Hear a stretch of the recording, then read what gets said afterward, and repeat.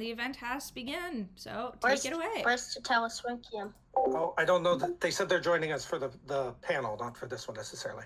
Okay. All right. Hi. Hi. We're gonna start. I was expecting to do this alone, but Abram has graciously agreed to join the panel. I hope you can see my screen. I can no longer see my speaker notes, so if I screw something up, I will. Don't say that. I will regret it, but it'll be fine. Let me start by telling you a little bit about. Can they see that? Yes. I think they can see our screen. Hopefully they can see our screen, because otherwise it'll be very embarrassing. We are Prime Factors. We are a father and son podcast about British prime ministers. We are the other British prime minister podcast. Primetime also exists. Yeah, they exist, and they were first. They're older than us, and then we were worried we had to stop podcasting because they existed, but we didn't. And then we met up in April-ish. Yeah. And we're going to have a whole panel. And I got to see Parliament with them, so thanks. Yeah, we're going to have a whole panel talking about us and them and our them and us and us and them and us and us and contentious relationship. Okay. Let me start here. Today, I'm going to talk to you about a very special relationship between Frederick North, the Lord North, Prime Minister, and George III. And the first thing that you're going to say is, I don't understand Georgian politics. Why do I want to watch or listen to a podcast about this? And really, it's a very weird, different world back then. They had like a two-tiered legal system. They had a king that tried to get away with stuff that he shouldn't have gotten away with. There was open corruption. I know that we have trouble understanding these things today, but through the power of pretend, I hope that you can put yourself in the mindset of what it must have been like to live back in that era. And if you need a little bit of help, we have a great episode that we just put out about Britain in 1770, because it's going to lead to this thing called the American Revolution. It's awesome. We're going to be talking about it a lot over the next couple of months, and we hope that you will join us. So allow me to introduce our protagonists for this talk today. This is King George III and his Prime Minister, Frederick North, the Lord North. And you take a look at these two guys and, well, there's something special about Lord North as we look back on his history. They're different people. They are different people. It is difficult to understand. But the big thing is that George III, well, he really struggled with prime ministers, right? And he went through a lot of them very, very quickly. They couldn't either maintain his support, or they went insane, or died, or whatever. But the point is that George III really didn't have long-standing relationships with his prime ministers, except for one, and that one here is Lord North. And Lord North survived politically a lot of stuff. Like over that 12 years that he was a prime minister, he started literally the month of the Boston Massacre. He didn't leave until after Britain had surrendered at Yorktown. We have the Tea Party and the Intolerable Acts, or the Coercive Acts, and Lexington and Concord, and just so much stuff happened that most of it wasn't good for Britain. And yet, despite his predecessors like getting knocked over by a feather, he managed to stick around. And so this is really investigating a couple of the things that made him special. And I think a lot of that specialness is his friendships. First, can we introduce our special guest? Oh, Abram's introducing our special guest, Manatee. Hello. You might recognize Manatee from some of our more recent episodes, and he was sitting with us. He's been listening to this event much more than I have, and about as much as you have. And so Manatee's here to join us. He won't be making that many comments, maybe towards the end, but he's just know that he's here. All right, let's play a game, shall we? So this game is called Fred or George. Now, we're not going to let Abram play because he is really, really good at this. So who is this? Is this Fred or George? Well, you can tell from the robe, it is King George III, right? A normal human doesn't get to wear this kind of robe. Don't reveal it so soon. You should give them like five. I know, but this is only a 20-minute presentation. I can't give them a lot of time. This, of course, is Lord North. But here's a tougher one. Which is which? Oh, it's still going on. And I've actually forgotten now which one is which. That's how similar they are. If I had my show notes up, I could look, but I don't have my show notes. So it's going to be... Oh, someone says... George on the left, he thinks. And, okay, George is on the left and North is on the right. So good job there. I was thinking it was the opposite. Yeah, it's tough. How about this one? So this is when they're younger, obviously. And I'll give you a second to think. Someone says it's George's all the way down. It's actually not. So the left is Lord North. The middle one is George III. Your dad's trying to throw in a trick. And I'm tricking you with the third one. Who's the third one? Frederick. Frederick, Prince of Wales, who would be, of course, George III's dad. Ooh. Ooh. Ooh. Ooh. The point is... They look alike. They look alike. They look alike. And this isn't like a modern revelation. It's like, at the time, people were talking about how much they looked alike. This is one of several political cartoons of the era that sort of has them dressed and looking in a similar way. That one's short. Yeah, I mean, they're not exactly the same. And it was commented upon. What's his name? The Townsend, Charles Townsend has one of the earliest examples of like a written comment while he was still Chancellor of the Exchequer. Towns. Yes, where he basically called Lord North a changeling. Here we have historian Nathaniel Wraxall from 1815. And we're going to watch this excite much pleasantry on the part of Frederick himself, who often jested on the subject with Lord Guilford, which of course is the current name at this time of Frederick's dad. And here we have what's George IV doing here? Well, in 1786, George, the Prince of Wales, supposedly said that either his royal grandmother, Princess Augusta, or North's mother must have played her husband false. And I don't know if Abram knows what that means, but I suppose everyone else here can guess. And so let's look at that for a second.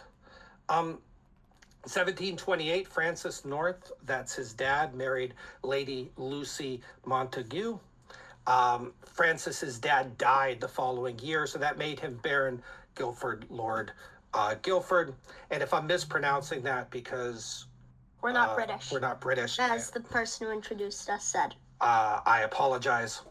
The following year, as he is sort of rising, Prince Frederick makes Francis into a gentleman of the bedchamber. This is a person who, in a largely ceremonial way, he's part of the prince's social circle. He has to supervise the people that actually dress the prince. Maybe he shows up at parties. Maybe he has to perform some activities. But the trick is he is very much in that social circle. And they're very much guests of the prince. They're very much involved in that. And then in 1732, their first son is born, and that, of course, will become Lord North. They're going to name the son Frederick in honor of their patron. Frederick becomes the child's godfather. Now, you might say, if one of them played the other false, which one could it have been? Is it Guilford, who slept with the princess, or is it, well, the other way around? And start off by saying that Frederick, Prince of Wales, was known to get around. I'm sorry for saying that in front of Abram. He has multiple known affairs. and multiple children from these affairs. And Jane, Lady Archibald Hamilton. I don't know why it's Archibald Hamilton, but that's what she's called. He is rumored to have a relationship with Lord Hervey, or as Primetime calls him, Curvy Hervey, who you might observe is male. So Frederick kind of got around. There's a very famous case of this person called Margaret, Countess of Marsac, who probably wasn't really a countess and possibly didn't exist. The point is that Frederick has some history of affairs, and Guilford doesn't. So could he have slept with the princess and secretly been the sire of the future British monarchy? Well, probably not, but hey, if it worked for these losers, it could work for him too. Now, I'm going to stop and I'm just going to say... Warning. No serious historian is advocating a lot that George and Frederick are related. There is a lot of... there's a lot of circumstantial evidence. They look alike. Frederick certainly took a deep interest in the child. He was named after him. He's a godfather. Later on, Frederick's father is going to largely not support him financially, and that George III is going to end up being that rock that he needs in order to pay his bills, quite frankly. There are some medical commonalities, like they both had eye issues, right? There's a lot of circumstantial evidence, but it's not proven. I'm not going to sit here and argue that it is definitely the case. But when you look, it's really hard to not suggest that they don't have, something interesting going on. That said, even if they weren't half brothers, they had been friends since childhood. Mm-hmm. They had been very, very close. We have a Beatles. We're going to do a very quick Beatles break. And break. if that image, since it's a bit too AI, isn't good enough, I have something that will... I'll just hand it to you so that you don't have to go. This will hopefully change your mind. All right. So here's how this Beatles break is going to go. Can they see it? I think they can see it. I can't see what they can see right now. There they are. They can see it. They can see the album. No? Yes, they can see it. Good. Here, we have something slightly more legit. Okay.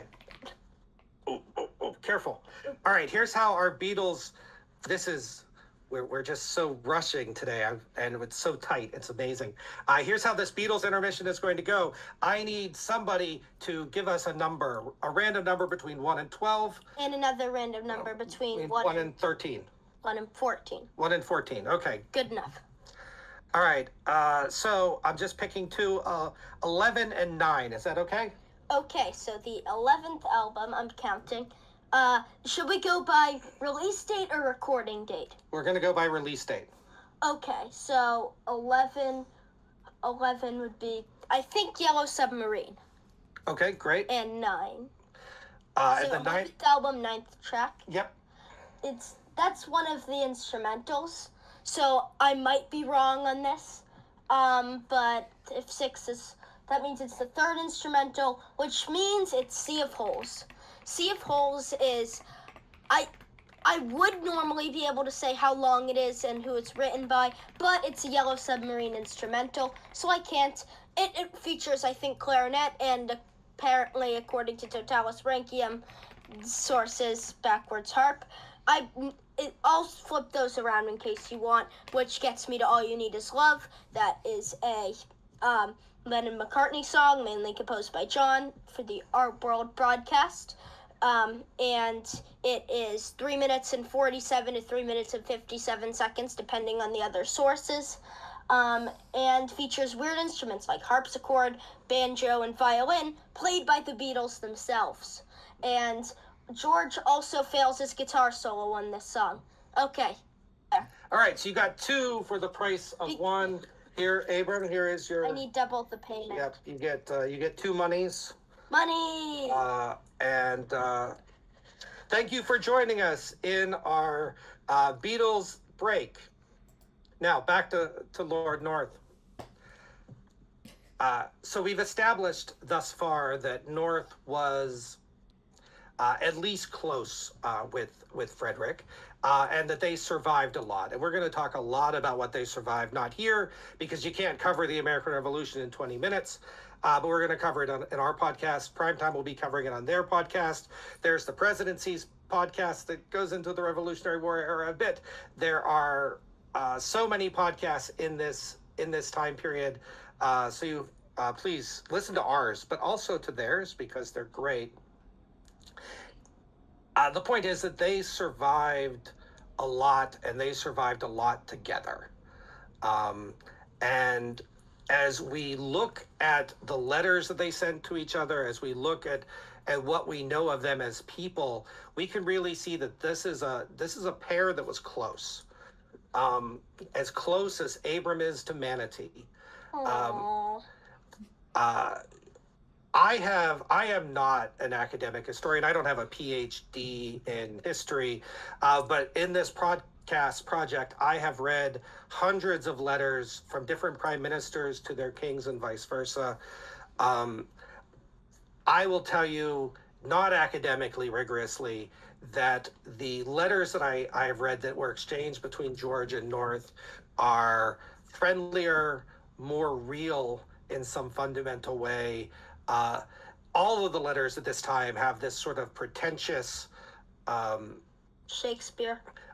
Almost Shakespearean, sort of faux formality to them, and these letters are no different, but somehow they feel more open and real, rather than just someone pretending to be Shakespeare. Yeah, and George III famously, he had a big friend in Lord Bute, and that friendship was sort of pulled away a number of years prior to this. But you can see real warmth in some of these letters that you can't see.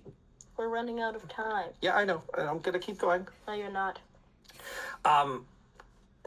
Their friendship over these 12 years is exemplary, right? George, as I said, helped him out financially. When Lord North several times, as things started going poorly, expressed concern or considered resigning, George III convinced him to stay. And ultimately, George III would have continued to convince him to stay up until the point where Parliament basically had, they call it a vote of no confidence. It's not quite as simple as that. Essentially, removing North's control over the House of Commons, which effectively made him not the leader, and actually establishing the precedent, right? Maybe for the second time, because it happened with Walpole as well, where Parliament themselves can control who is going to be prime minister, even against the will of the monarch. And so famously, Lord North would say, "Oh God, it's all over," when he heard about this defeat. Now, a little bit less famously, George III considered abdicating George twice. III, the king. The king. Considered abdicating. Yes. Twice. Twice. No. Yes. I don't believe you. You don't have to believe me, but the point is that I won't believe you because I don't have to. Correct. George III considered advocating. We have drafts. We have drafts of letters of speeches that he was working on, and here's a little bit of one of those draft advocation speeches. A long experience and a serious attention to these strange events. Blah blah blah. The hour has now come, and I am therefore resolved to resign my crown. And he did not give this speech, but it is notable when he wrote them. This first speech was written in 1782, immediately after Lord North resigned. When North's government collapsed... My coins have extra value. This one was from 1970. Great. When Lord North's... Editing, guys. When Lord North's government collapsed, the king considered resigning with him, right? That is the power of that relationship that had come to that moment together. And then the following year, which I should mention was 3 prime ministers later because they went really fast as this government was collapsing. North sided with the Fox. North side, yeah, this is a spoiler for you, sorry. In 1783, Lord North sided with Henry Fox. He's a Fox. In Portland's government, and this was considered a massive betrayal. Fox was a Republican, like in the I don't like kings sort of sense, and George III was so unhappy about this that he actually considered resigning once again. And I can only guess. Beffrey. I can only guess that it was because of a broken heart. And while there are many friendships that make and break history, both British history and world history, learning as I have recently about this tremendous friendship between North and George III and how this shaped the American Revolution has been fantastic. And I hope to share that with you as we talk about our American Revolution in our podcast very soon. I hope that you will consider joining us in our podcast. But if you do not want to join us in our podcast, I will say that you should definitely join our friends and our panel later. Prime time is going to be at 4:05. Please join them. They're awesome. And then we will together do a transatlantic frenemies thing. We already did that like in April. Well, we did a transatlantic meetup in London. Yeah. We're going to do a little one here at 4:50 today in room 1 as we talk about what it's like to be 2 podcasts working on the same thing. And they're also taller. Can you do the last picture? What was that last picture? Oh. That's it. Oh. Thank you. Any questions? Why is there a speaker? It's me. I'm your moderator, here to facilitate questions. That was great, guys. That was so fun. I'm a fox. That's hilarious. I was recording this whole thing. Sorry, I live right above a train. And I had to stop myself from laughing so hard so many times because it would pick up on the recording. But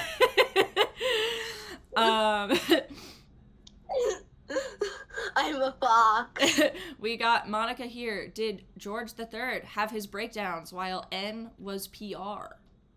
I hope y'all know. So, Abram, what year did George III have his breakdowns? That's hard to say. His major breakdowns started in 1810. He got them as early as the 1780s. The late 1780s, though, while North stopped in 1782. His first breakdowns, I think, were like 1789 or so. So, no, that happened much later in his reign. See, people think when they watch our podcast that I'm the smart one because I do all the talking. It's really not true. I don't know if anyone had any illusions of otherwise, but I'm a fox. I'm a fox. Hey, we gotta hide that fox because he's just gonna keep saying it. Okay. Abram, who's your favorite prime minister that you guys have covered so far? Henry Pelham. Henry Pelham. Heck Yeah. Why is it Henry Pelham? Because he got a 72. That's a high score. What? Why did he get a 72? Because he was good. Yeah, he was What? good. It was a lot. That was like 2 years ago. How And do you who can expect me to remember that far? I'm a fox. I think the takeaway is that Abram is a fox.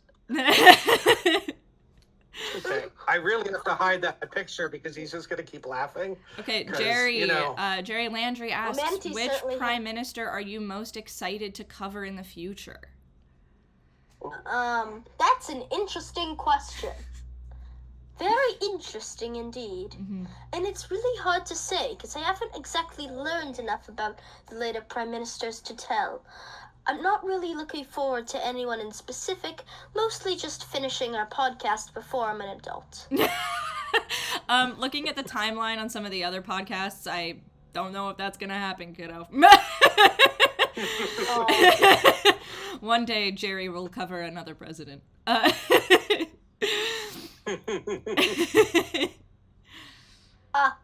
Well, we were faster than our partner peers, But then they for a sped while, up. but then they sped up, so we're not sure now. Maybe this is the You true were- companions in rivalries all along, was you two. Yes.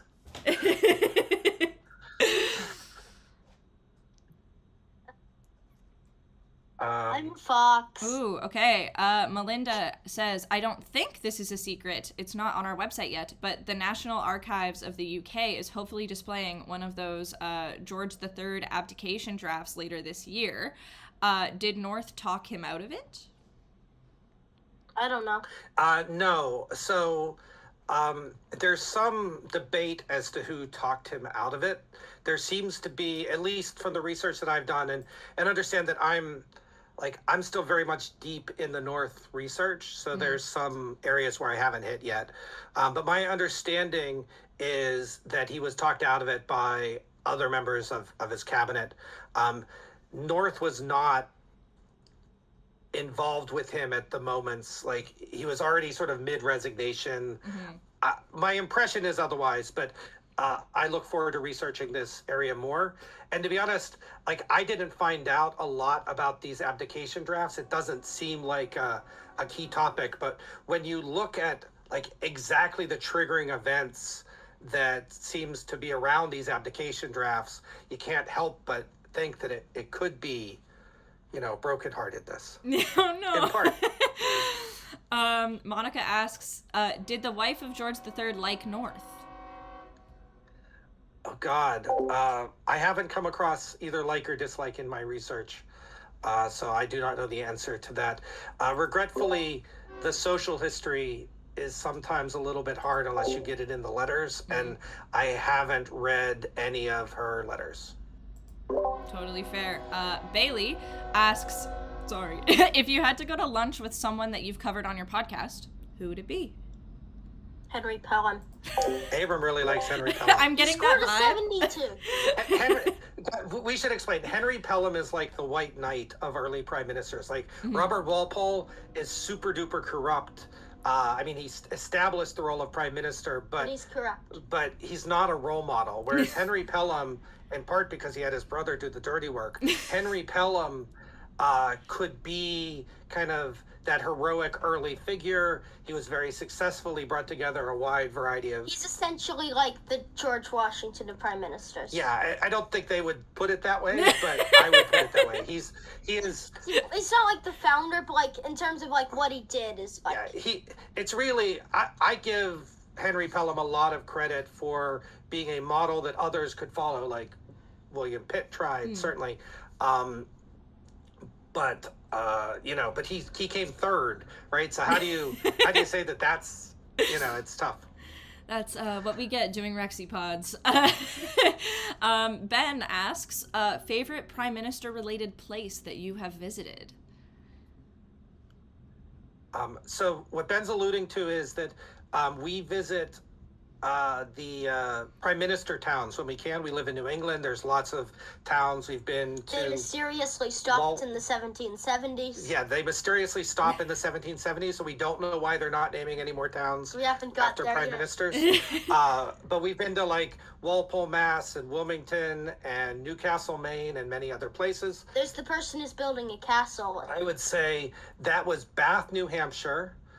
Tarleton Castle Arts. There's a guy who's building an art commune castle in the woods of New Hampshire. We don't think he's ever going to finish it because he's doing most of it by himself and he's a little old. But it just going there, we interviewed the guy.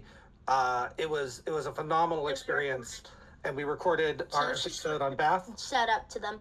Oh, and Cavendish, Vermont has a place of good pies. Oh, and Cavendish, Vermont had some amazing pies. Ooh, shout out Yeah. that. Yeah. I love that you guys do that. That is such a cute idea. I believe in the art commune guy. I think he can do it. Okay, now Ben we do says, too. and this might be favorite kind of- controversial, favorite kind of pie. This one's going to be rough. Favorite kind of pie was the chocolate chip one, I think. Oh my Ooh. God, that chocolate chip chip pie. That shouldn't be legal. Yeah. It was really good. How does that work? Like a chocolate chip pie? What's the filling? Is it? I don't know. It's been like a year. It's been a while, but it like the pie had like different dough with chocolate chips in it, so it was like you had the outer crust and sort of like the inner kind of like almost like pecan pie, but not. Yeah. It was amazing. I guess I gotta take a trip to Cavendish. Okay, It's John. worth it for the pie. John says, would North or George III have won in a fight? I think this would be George III because he could send in the military.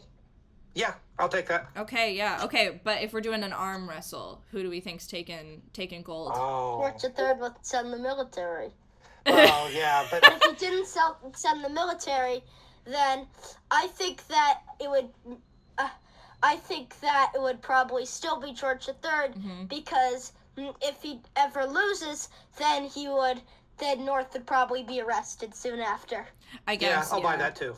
The long con. The It's long treason. game. It's treason to beat your liege in an arm wrestling fight.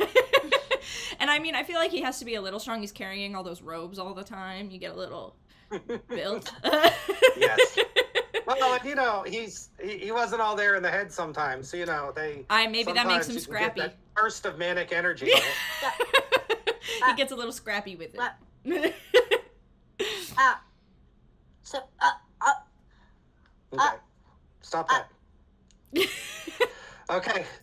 Do we have any extra time? I don't know how We've how got are we about doing 5 on time? minutes if we've got any follow-up questions from our lovely folks in the audience. Ooh. Can we do some more trivias? If they run out of questions, we'll do another Beatles John's trivia. got a good one. Who's your least favorite prime minister? least favorite prime minister? So far, that you've covered so far. Let me think about that. That's a tough one. Who scored the negative again? Grafton. Yeah. Augustus Fitzroy. No one fights like him. Yeah. No one fights like Grafton. Yeah, my big shame is that we sometimes do songs in our podcast we shouldn't. I can't sing, it's bad. And like Grafton. Tony's who and early places that once exist but now are somewhat empty. We can hug up all the seats and give them to a friendly old Sarah get to new Tony's who early. Tortori. Okay, we don't need to do them all. We could. Those are our two main ones. But the point is, like, Grafton is an amazing opportunity to do a parody of Gaston from Beauty and the Beast. Yeah. And I get as far as I'm especially good at procrastinating. Oh, what a guy, that Grafton. But the rest is hard to write, so maybe someday. I love that. That is so cute. You guys have your own built-in theme song. You got somebody on lock.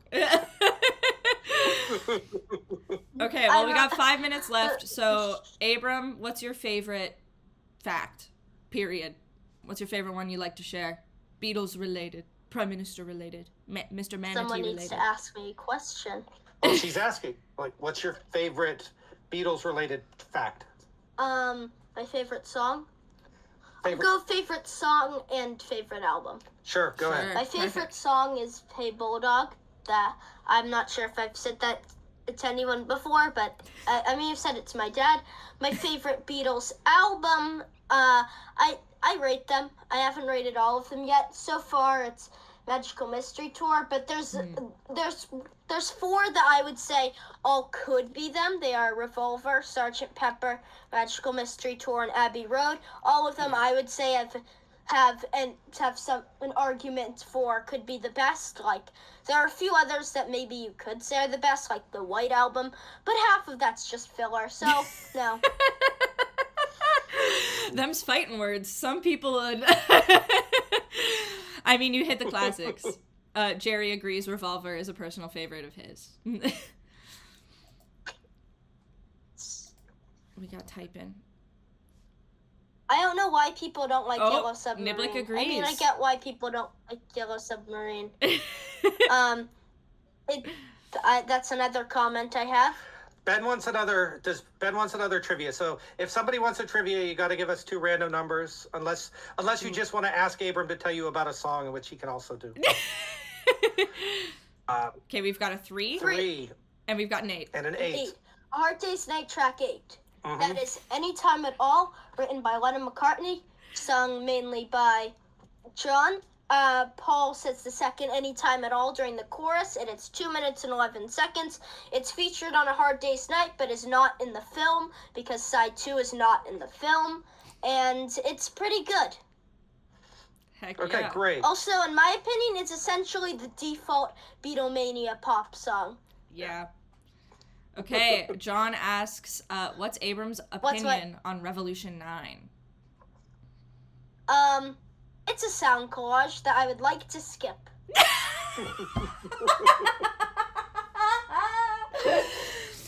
You know what? Totally fair. We got any? And I any say, other- and I play it to annoy people because, like, when mom said I could have ice cream, we didn't have ice cream the other day because they thought that would be funny. I just came in and started playing Revolution 9. Yeah. Diabolical. It should be banned work. by the Geneva Convention. I think that might be a war crime. Yeah.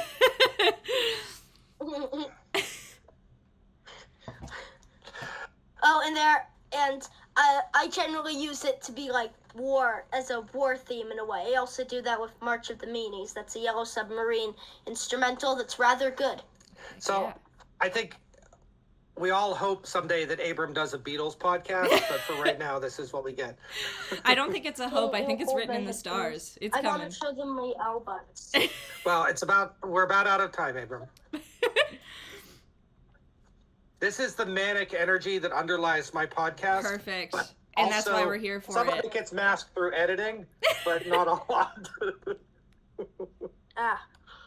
Anyway, he's showing off his Awesome. vinyl now. And on that, My vinyl. I'm going to stop our little recording. Okay. Did I do it right? Nope. Okay. And they're stopping the recording. We are done. Heck yeah. All right. Thank you guys. That was not hooray. amazing.